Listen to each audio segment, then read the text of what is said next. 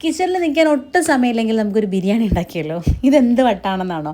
ശരിക്കും വട്ടല്ല കേട്ടോ. കുക്കർ ബിരിയാണി നല്ല ഈസിയാണ്. അതുകൊണ്ടാണ് 1/2 കിലോ ചിക്കനും 2 ഗ്ലാസ് അരിക്കും വേണ്ടിയിട്ടുള്ള അളവുകളാണ് എല്ലാം. 1/4 ടീസ്പൂൺ മഞ്ഞൾപ്പൊടി, 1 ടീസ്പൂൺ മുളക് പൊടി, 1 ടീസ്പൂൺ മല്ലിപ്പൊടി, 1/2 ടീസ്പൂൺ കുരുമുളക് പൊടി, 1/4 ടീസ്പൂൺ ഗരം മസാല, ഉപ്പ്.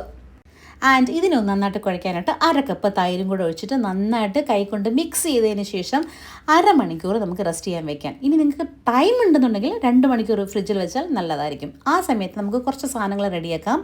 3 സവാള, 2 ഇഞ്ച് നീളത്തിന് ഇഞ്ചി, 4 പച്ചമുളക്, 15 വെളുത്തുള്ളി. ഈ 3 സാധനങ്ങൾ നമുക്ക് കുത്തിച്ചതച്ചെടുക്കണം. നമുക്ക് സവാള ചോപ്പ് ചെയ്ത് വെക്കാം.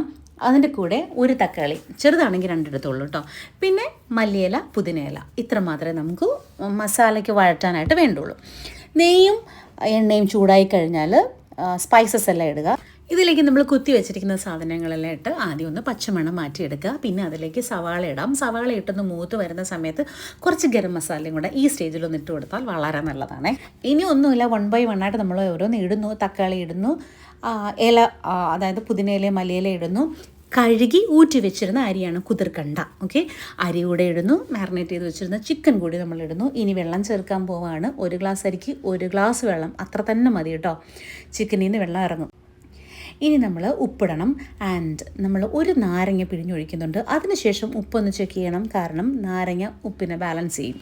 കുക്കറിൽ ഒരൊറ്റ വിസിൽ കേൾപ്പിക്കുക. ഒരു 35 to 40 മിനിറ്റ്സ് കുക്കർ റെസ്റ്റ് ചെയ്തതിന് ശേഷം തുറന്നു കഴിഞ്ഞാൽ നമ്മുടെ ബിരിയാണി റെഡിയായി കഴിഞ്ഞു. നല്ല ടേസ്റ്റാണ്, ഈസിയാണ്. സോ നമ്മുടെ ബിരിയാണി റെഡിയായി കഴിഞ്ഞു. ഇനി നമുക്ക് വിളമ്പി നല്ല കുശാലായി കഴിക്കാം. അപ്പോൾ നമുക്ക് എന്നും ഇങ്ങനെ ഓരോ വീഡിയോസായിട്ട് കണ്ടുകൊണ്ടേ ഇരിക്കാം കേട്ടോ. ടാറ്റാ, ബൈ.